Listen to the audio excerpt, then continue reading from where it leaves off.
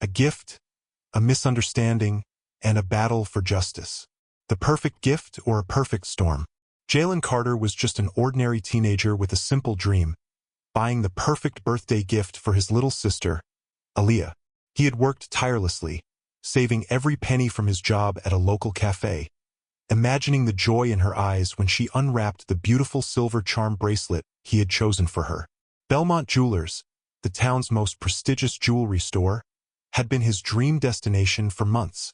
Every time he passed by, he envisioned himself stepping inside, confidently making the purchase, and walking out with the perfect token of love for his sister. But reality, as he would soon find out, often has a cruel way of shattering expectations. The moment Jalen entered the store, something changed.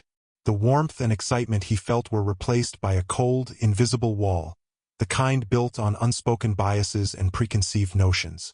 He felt the sharp gaze of the store clerk, Margaret Whitmore, sizing him up. A mere glance at his hoodie and casual jeans was enough for her to cast silent judgment. What happened next was not just a misunderstanding.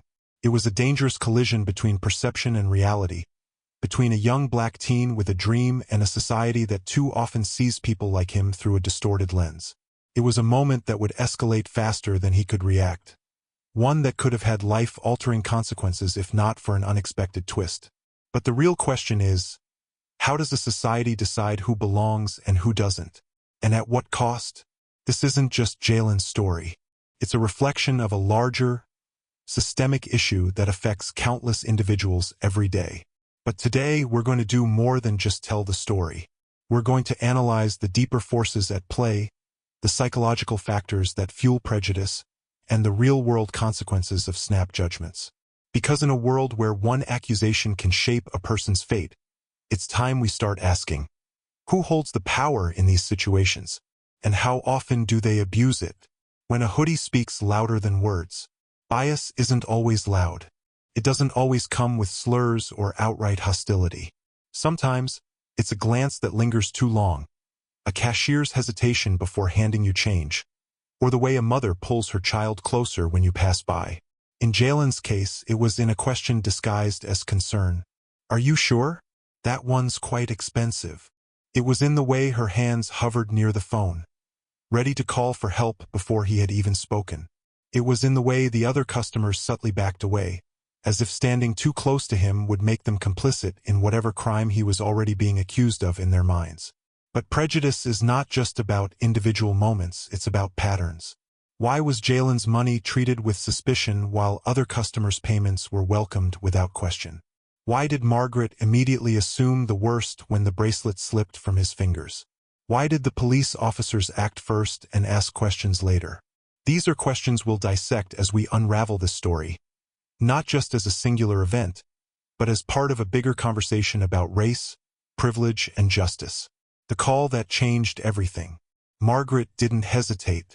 In her mind, she had already constructed the perfect crime narrative.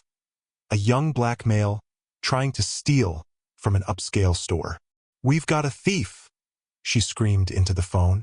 Young black male, hoodie, tried to steal from us. The words rang through the store like a siren, signaling not just an accusation, but a verdict. One decided before any evidence was examined. Within minutes, sirens filled the air. The police arrived, their movements decisive, their hands already reaching for their cuffs. Jalen barely had time to process what was happening. The moment he saw Sergeant Blake approaching, his heart pounded. "Sir, I need you to put your hands where I can see them." A simple command, yet one filled with 1,000 unspoken dangers. Jalen knew better than to resist. He had seen this play out before, on the news, in whispered conversations, in the fear-stricken eyes of mothers telling their sons to always be careful. At that moment, it didn't matter that he had done nothing wrong. It didn't matter that he had the money. It didn't even matter that the bracelet had simply fallen. What mattered was perception. And in that moment, Jalen Carter was not a customer. He was a suspect. When perception becomes reality. For Jalen Carter, the scariest part of this entire situation wasn't just the accusation. It was the terrifying speed at which perception became reality. Think about it. He walked into Belmont Jewelers as a customer. A boy with a dream, excited to buy his sister a gift. Within minutes, he had become a suspect, a criminal, a threat. And he didn't even have to do anything wrong. This is the terrifying nature of implicit bias, how it silently controls our reactions, shaping the way we perceive others before they even have a chance to define themselves. But let's pause here and ask a deeper question. Why did Margaret believe Jalen was dangerous the moment she saw him? She didn't know him. She had never spoken to him before. But in her mind, the sight of a young black man in a hoodie was enough. How clothing can dictate fate. It's a simple piece of clothing. A hoodie, worn by millions of teenagers across the world, from high school athletes to Ivy League students. But when a black teen wears it, suddenly it becomes something else. A threat, a warning sign, a reason to be afraid. This is not new. It's been seen time and time again. Trayvon Martin, 2012, a 17-year-old black teenager walking home in a hoodie, was perceived as suspicious by George Zimmerman, leading to a fatal confrontation. Elijah McClain, 2019, a young black man wearing a ski mask for warmth, due to anemia, was deemed suspicious by police, leading to a deadly encounter. Countless others whose stories never made headlines but ended the same way, with fear winning over reason. Jalen was moments away from being another name on that list. Margaret didn't need proof. She had assumptions, and assumptions can be deadly. How one phone call almost changed everything. Margaret knew exactly what she was doing when she picked up that phone. She didn't just say, "There's a misunderstanding with a customer." She didn't say, "A boy dropped an item, and I'd like to verify something." No, she crafted a narrative. "We've got a thief. Young black male. Hoodie. Tried to steal from us." Notice the specific choice of words. Each phrase was designed to immediately position Jalen as the aggressor. Because in that moment, it wasn't about the truth, it was about control. Margaret didn't want an explanation. She wanted obedience. She wanted Jalen to submit to her version of reality. And for a terrifying moment, it almost worked. Because when the police arrived, they didn't ask questions. They acted. Authority without question. Why some people are instantly believed. This is where the true danger of bias becomes clear. Margaret's words were enough to make the police react. Why? Because she was heavy checkmark white. Heavy checkmark a store clerk, someone in authority. Heavy checkmark crying victim. And Jalen was heavy multiplication X black. Heavy multiplication X wearing a hoodie. Heavy multiplication X already assumed guilty. Even though they had no proof, the officers instinctively believed her version of events. This is a psychological phenomenon called authority bias, where people automatically trust those who appear to have power, even when they're wrong. Think about it. If a teacher says a student cheated, do we question it? If a manager claims an employee stole from the register, do we investigate before firing them? If a well-dressed woman says a man harassed her in a store, do we assume she's lying or immediately believe her? The default setting of society is to trust authority figures. And that's exactly why Margaret knew she could weaponize her words. She knew the police wouldn't question her. She knew they would act first and ask later. And she was right. The silent complicity of the crowd. Now, let's talk about everyone else in that store. The wealthy customers who watched. The store manager who stayed silent.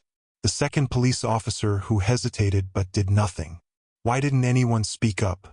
Because of a psychological effect known as the bystander effect.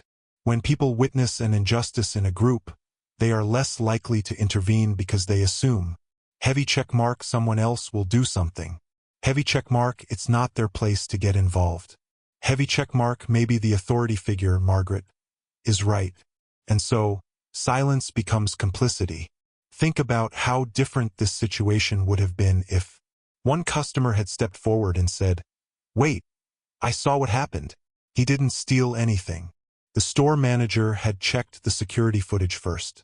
The second officer, Doyle, had questioned Margaret instead of standing in silence. But no one did. And that's how injustice thrives, not just through the actions of the guilty, but through the silence of the innocent. When authority meets a higher authority. Then, the moment that changed everything. Jalen was seconds away from being handcuffed. Then, his mother arrived. Not just any mother. A police chief. Simone Carter didn't need to scream or plead. She didn't need to beg them to believe her son. She had power. And that's when we saw the uncomfortable truth about power dynamics in play. The moment Simone flashed her badge, everything changed. The officers hesitated. Margaret panicked. The entire atmosphere shifted. Because suddenly, the person they dismissed as a criminal was the son of someone who outranked them. Margaret's face paled. Why? Because she had never expected to be held accountable. But power shouldn't be the deciding factor in who gets justice. What if Simone hadn't been a police chief? What if Jalen had been alone? Would anyone have believed him? This is why systemic issues cannot be solved by just one good person in power. They have to be dismantled from the ground up. The silence that followed. The moment Chief Simone Carter revealed her identity, the power dynamic inside Belmont Jewelers flipped instantly. Margaret, the store clerk, no longer looked like the person in control. Sergeant Blake, who had been moments away from handcuffing Jalen, suddenly had nowhere to look. Officer Doyle, who had hesitated before acting, exhaled sharply, as if realizing how close he had come to making a grave mistake. But the most telling reaction? The customers in the store, the same ones who had either silently judged Jalen or chosen to say nothing, suddenly seemed uncomfortable. Not because they had just witnessed a miscarriage of justice, but because they now realized they had sided with the wrong person. This is how society works when it comes to power. When Jalen was just a black teenager in a hoodie, his words meant nothing. When he became the son of a police chief, suddenly his innocence mattered. And that shouldn't be how justice works. The tape that changed everything. Let's check the security footage. With those words, Chief Carter didn't need to argue. She knew what the evidence would show. Jalen handing over his money. Jalen politely asking to see the bracelet. Jalen accidentally dropping it, not stealing it. The truth was clear as day. But let's be honest. If Jalen's mother hadn't been a police chief, would anyone have bothered to check the footage? Or would the police have simply arrested him and let the system decide later? This is why racial profiling isn't just about individual bias. It's about systems that allow bias to dictate outcomes. And today, that system had just been exposed in front of everyone. A lesson in pride and power. As the footage played, Margaret Whitmore stood frozen. Her hands trembled slightly. She opened her mouth, as if searching for an excuse, an escape, a justification. But there was none left. For the first time, she wasn't in control of the narrative. And that scared her more than anything. Finally, she muttered something under her breath, barely audible. I didn't mean. Didn't mean what? Didn't mean to assume Jalen was a thief? Didn't mean to call the police? Didn't mean for the situation to escalate? The truth is, Margaret meant all of it. She just never expected to get caught. And she definitely never expected that someone more powerful than her would be watching. But the real kicker? Even in the face of undeniable evidence, Margaret never apologized. Because admitting guilt means acknowledging powerlessness. And people like Margaret hate losing power more than they hate being wrong. Accountability versus justice. What's the difference? So what happens next? Margaret was placed on indefinite leave.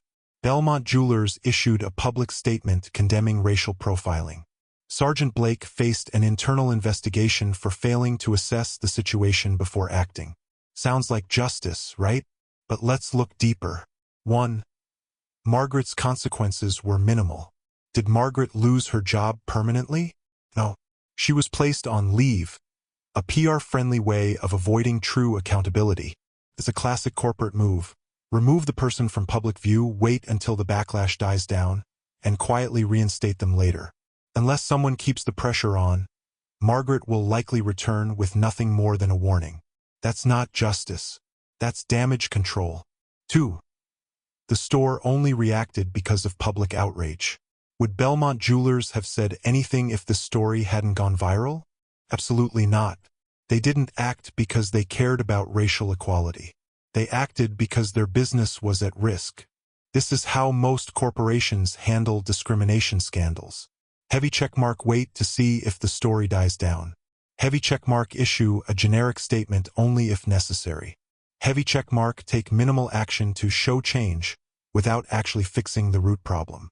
Real justice would have meant actively hiring and training employees to combat racial bias, holding Margaret publicly accountable instead of quietly removing her, apologizing directly to Jalen and compensating him for the trauma caused. But that's not how businesses operate. They don't act until they're forced to. 3. What about the police officers? Sergeant Blake, the officer who almost arrested Jalen without evidence, was investigated. But let's be real. He'll probably, heavy checkmark, get a slap on the wrist.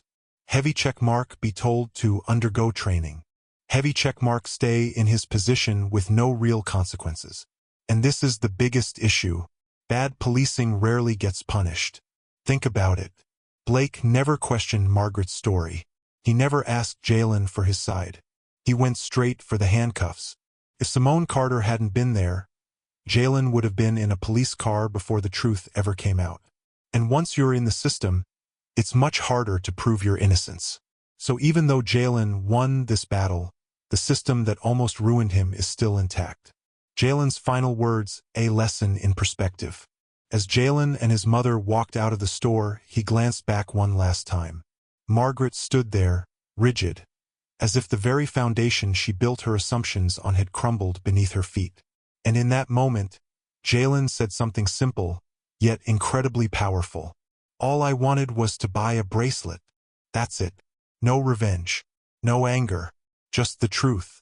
Because at the end of the day, Jalen didn't ask for a fight. He just wanted to be treated like any other customer.